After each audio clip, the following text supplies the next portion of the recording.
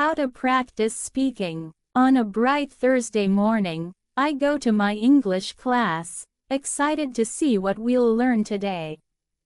When I arrive, I notice a new student in the room. Her name is Sophia, and she is from Spain. Sophia smiles at everyone, and we all introduce ourselves. Miss Clark, our teacher, greets Sophia warmly and says, "Sophia, it's wonderful to have you here. I remember you visited my beginner class last summer for 2 weeks." Sophia nods and replies in perfect English, "Yes, Miss Clark. That class was very helpful for me. I wanted to come back because I learned so much. Now, I want to improve even more." I'm surprised by Sophia's English. Her pronunciation is clear, and she speaks fluently. Miss Clark is also impressed. "Your English has improved so much since last year. You must have a great teacher in Spain." Sophia smiles and says, "I don't go to any school in Spain. I learn English at home. I use the techniques you taught me last summer, like reading and shadowing. I also do something called thinking aloud.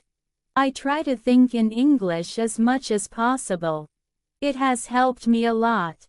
Now, I feel more confident speaking English." Miss Clark looks very happy to hear this. "Thank you, Sophia, for your hard work. It's wonderful to see how much you've improved. I'm very curious about Sophia's methods.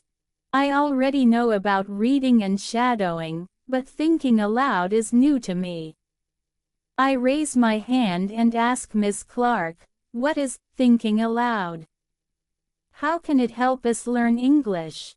Miss Clark explains, "Thinking aloud is a technique where you say your thoughts in English instead of your native language.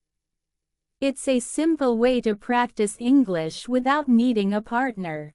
When you think in English and say your thoughts aloud, you practice forming sentences and speaking naturally. It might feel a bit strange at first, but it can really improve your speaking skills. I feel excited to try this, but I'm also a little nervous." "Is it hard to do?" I ask. Miss Clark smiles. "It can be a bit difficult at first because you have to keep your thoughts simple. But the more you practice, the easier it becomes." Let's ask Sophia how she started with this technique.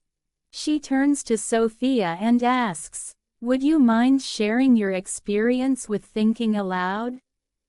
Sophia nods, happy to help. "When I started, I could only say very simple sentences like, 'I am learning English. I want to speak well. I am trying my best.' My thoughts in Spanish were longer and more complex, but in English, I had to keep it simple." She laughs a little and continues, "At first, I thought it was silly. But I kept going, saying things like, 'I like studying. English is fun. I can do this.' I would talk to myself in the mirror or when I was alone in my room. Slowly, I became comfortable thinking in English." Sophia pauses and then adds, "Then, one day, I met a tourist from England while I was walking in a park. I was still a beginner, but we started talking. I was able to have a conversation without translating from Spanish to English in my head. My sentences were simple, but I could communicate. It felt amazing." I can see that thinking aloud helped Sophia a lot. She looks so confident when she speaks. Miss Clark thanks Sophia and says, "Thinking aloud is a great way to practice English without needing a partner. It can help you feel more comfortable when you actually speak with someone." After class, I decide to try this technique on my way home. I start with simple sentences, like, I am walking home. The weather is nice. I am learning English. I want to get better.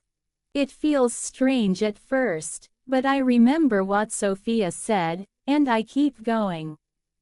When I get home, I look in the mirror and practice again.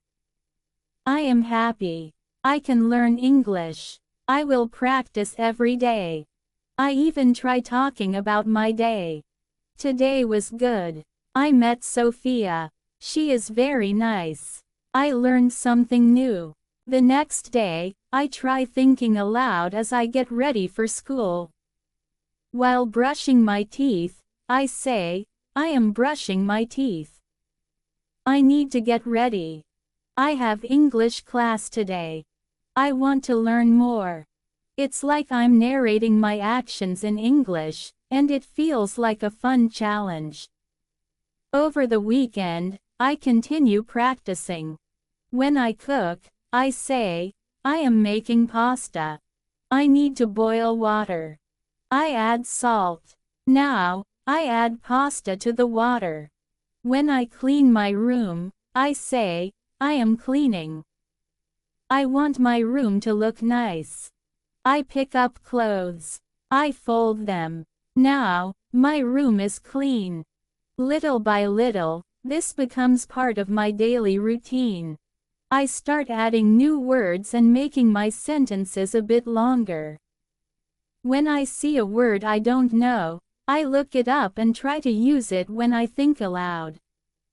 For example, I learn the word organized, and I start saying, I want to keep my room organized. One day in class, Miss Clark asks us to pair up and practice speaking. I pair up with another student named Arjun. He's from India and also learning English. We take turns talking about our hobbies and favorite foods. Because of all the thinking aloud I've been doing, I feel more confident and relaxed when I speak. I can think of words quickly without translating. After class, I tell Ms. Clark about my experience with thinking aloud. She looks pleased and says, I'm glad it's working for you. You've made great progress. I thank her and tell her that I plan to keep practicing every day. Sophia, who overhears our conversation, gives me a thumbs up and says, keep going. It only gets easier. 1 month later, I feel like a different person. I still practice thinking aloud, especially when I'm walking alone or doing simple tasks like cooking. It has become a habit, and I enjoy it. I even talk to my family in English sometimes, and they find it funny but interesting. One day, I meet a tourist from Canada while waiting at a bus stop. He asks me for directions, and I am able to help him confidently. We have a short conversation, and I feel proud that I can speak without much hesitation. I realize that all the thinking aloud practice has made a big difference. At the end of the month, Ms. Clark gives us a small speaking test. When it's my turn, I speak clearly and confidently. I'm not worried about making mistakes, and my thoughts come out naturally. Miss Clark smiles and tells me, "You've improved so much. Your speaking is wonderful now." Thinking aloud has helped me reach a new level in English, and I feel ready for more challenges. I'm grateful to Sophia and Ms. Clark for showing me this technique. I know I'll keep using it every day, and I look forward to seeing how much more I can improve.